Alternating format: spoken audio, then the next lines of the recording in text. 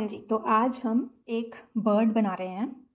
तो उसमें भी हम लाइंस की प्रैक्टिस, डॉट्स की प्रैक्टिस और कलर फिल करना, ये सब चीज़ों की दोबारा से प्रैक्टिस करेंगे ताकि जो हम फर्स्ट क्लास से सीखते आ रहे हैं उसकी रिवीजन हो जाए।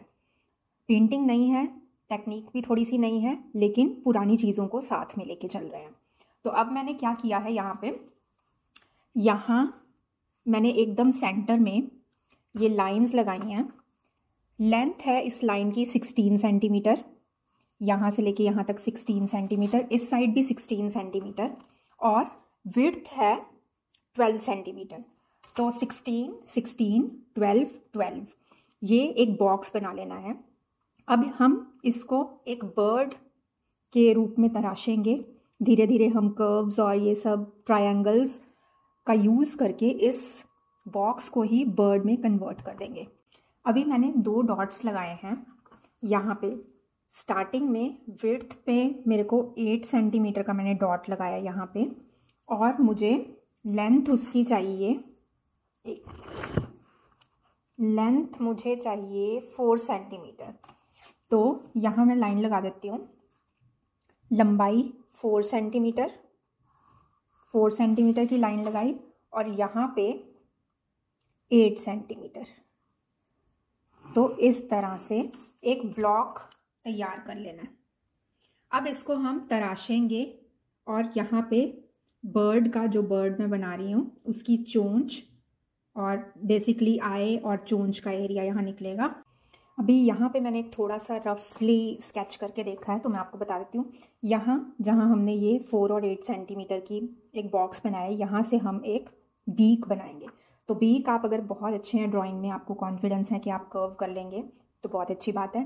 नहीं तो कोई भी ऐसा सर्कुलर लिड लेना है आपने, और यहाँ से एक सेमी सर्कल बनाना है। Let's try it.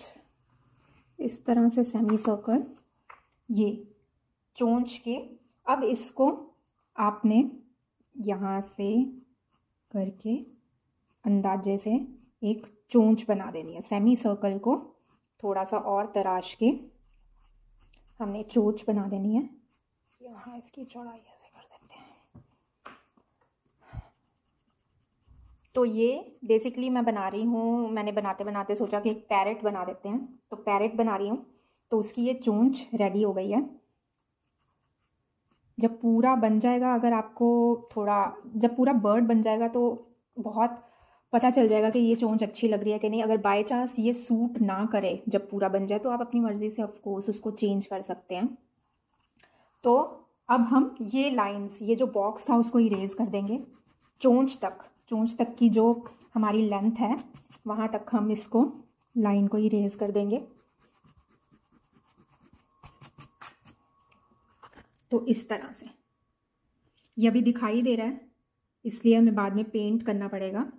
तो रफ़ लाइंस इसीलिए मैं बोलती हूँ, जब रफ़ लाइंस लगाएं तो बहुत लाइट प्रेशर पेंसिल पे रखें, ताकि जब आप इरेज करें तो इस तरह से दिखाई ना दे। अब ये दिखाई दे रहा है, तो उसका एक ही सॉल्यूशन है। जब हम पेंट करेंगे तो इस एरिया पे पूरा वाइट पेंट या जो भी आप बैकग्राउंड कर रहे हैं वो कलर करें, ताकि ये छुप जाए। तो अभी हमारा इतना तैयार हो गया है। अभी मैंने बिहाइंड द सीन्स थोड़ी सी एडिटिंग की है इन ड्राइंग। तो मेरी समझ में आया, अकॉर्डिंग टू मी, जो हमने 12 सेंटीमीटर ये विड्थ रखी हुई थी, मैंने उसको थोड़ा सा कम कर दिया, 11 कर दिया। तो मैंने ये जो लाइन थी ये शिफ्ट इधर कर दिया, 11 सेंटीमीटर्स कर दिया, क्योंकि वो मुझे चौड़ा ज़्यादा लग रहा था। मुझे लग रहा था कि जो बर्ड है उसकी बॉडी कुछ ज़्यादा चौड़ी हो जाएगी। तो मैंने अब जो चौड़ाई है, विड्थ है, वो 11 सेंटीमीटर्स है, बाकी सारा कुछ सेम है। तो this also happens when you are drawing somethings, आपको चेंजेस करने हैं। तो नेक्स्ट स्टेप है, अब इस पॉइंट से, ये जो पॉइंट है यहाँ पे, इस पॉइंट से इस पॉइंट तक हमने एक कर्व शेप करनी है। तो चलिए लेट्स डू इट। थोड़ा सा रफली मैंने पॉइंट्स लगा के देखा था, उसी से मुझे पता चला कि विड्थ जो है वो थोड़ी सी ज़्यादा है। तो इस तरह से थोड़ा हमने कर्व कर लिया। जब आप सेटिस्फाई हो जाएं, तो अब हमें ये जो नीचे का पार्ट है, ये इसको भी थोड़ा कर्व करना है।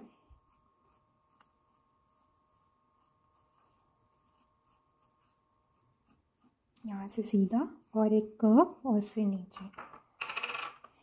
और ये साइड्स को हमने इरेज कर देना है।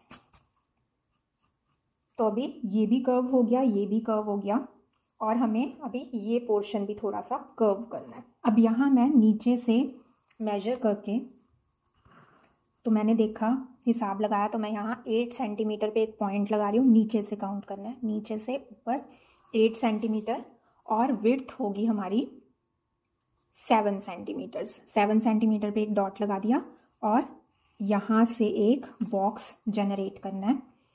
सेम सिमिलरली ये नीचे आएगा इस तरह से। अब हम इस बॉक्स में कुछ डिज़ाइन बनाएंगे और यहाँ उसके फेदर्स बनाएंगे। अभी जो हमने बॉक्स बनाया है उसमें मैंने 2 पॉइंट्स लगाया, उसकी मेजरमेंट मैं आपको बता देती हूँ। यहाँ से अगर हम स्टार्ट कर रहे हैं तो ये 1.5 सेंटीमीटर है, यहाँ एक डॉट लगा दिया और ऐसे एक लाइन खींच दी। 1.5 सेंटीमीटर पे यहाँ डॉट लगाया और लाइन खींची। फिर नेक्स्ट डॉट मैंने नीचे 2 सेंटीमीटर्स पे लगाया है और फिर वहाँ से इस तरह से लाइन खींच दी। तो अभी इस डब्बे के अंदर 2 सेक्शंस हो गए हैं, एक 1.5 सेंटीमीटर का और ये है 2 सेंटीमीटर्स का। और बाकी जो हमारे पास विड्थ रह गई है, बाकी जो जगह रह गई है, वहाँ हम इस तरह से लाइंस लगा देते हैं। कुछ भी आप बना सकते हैं, पर मुझे थोड़ा सा ये इजी लगा कि सीधी सीधी सेम आपने कोई भी 0.5 या जो भी आपका मन कर रहा है उसमें ऐसे लाइंस लगा देनी है इस तरह से। और यहाँ भी सेम ही, यहाँ से स्टार्ट कर लेते हैं हम। यहाँ इस तरह से कुछ भी ऐसा डिज़ाइन बना लेते हैं। अभी मैं यहाँ क्या कर रही हूँ, मोस्टली सारी ड्राइंग हो गई है, बस यहाँ पे एक क्या कहते हैं फेदर रहता है, फेदर को कर लेते हैं। फेदर के लिए मैंने सोचा कि हल्का सा ये जो लाइन बची है इसको हल्का सा और लंबा कर लेंगे। ये लाइन मेरे मेजरमेंट के हिसाब से 3.5 सेंटीमीटर्स है, तो मैं इसको बस 5 तक टोटल 5 सेंटीमीटर्स कर रही हूँ। यहाँ से यहाँ जहाँ हमारा डिज़ाइन ख़त्म हो रहा है वहाँ से स्टार्ट करके यहाँ तक ये 5 सेंटीमीटर्स है। तो इसको हमने इस तरह किया और यहाँ आके एक ट्रायंगल बना देना है। ये यहाँ से यहाँ तक एक मैंने ट्रायंगल बना दिया, और ये जो एक्स्ट्रा है ये लाइंस हट जाएंगी, मैं उसको मिटा दूंगी। और यहाँ पे मैं कुछ उसकी ऐसे फेदर्स बना रही हूँ, थोड़ी चौड़ी भी कर सकते हैं। इसकी चौड़ाई है पूरा 1.5 नहीं है, पर आप देख लीजिए आपको कितना करना है। जस्ट स्ट्रिप्स, जैसे स्ट्रिप्स काटते हैं ना वैसे ऐसे लंबी लंबी लाइंस कि वो जो उसके फेदर्स हैं वो नीचे लटक रहे हैं।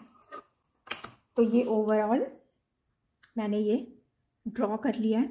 अब धीरे धीरे हम डिज़ाइंस बनाएंगे। बेसिकली यहाँ पे थोड़ी सी डिज़ाइंस आएंगे, यहाँ तो नॉर्मल आएगी और ड्राइंग इज़ कंप्लीट। अब मैं इन जितने भी डब्बे हैं, ये सब है, इनको पहले सॉलिड कलर से पेंट करूँगी। सॉलिड कलर क्या होता है, जो एक ही कलर होता है, जैसे रेड, ऑरेंज, येलो, कोई भी कलर। इस पूरे डब्बे को ऑरेंज करना या इस पूरे डब्बे को ब्लैक करना, that is called solid colour. तो मैं हर डब्बे को एक सॉलिड कलर से पेंट करूँगी।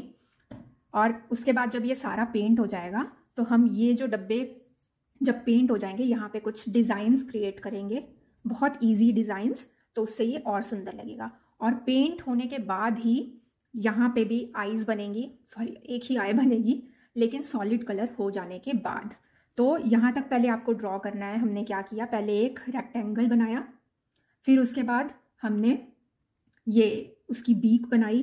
बीक बनाने के बाद हमने ये जो कॉर्नर्स हैं सारे के सारे उनको कर्व शेप दी। कर्व शेप देने के बाद हमने ये एक बॉक्स इस बड़े बॉक्स के अंदर क्रिएट किया और उसको 1.5-2 सेंटीमीटर्स में डिवाइड किया इन 2 सेक्शंस को, और बाकी के सेक्शन में ये लाइंस लगाई, फिर ट्रायंगल बनाया और फिर ये फेदर्स बनाए।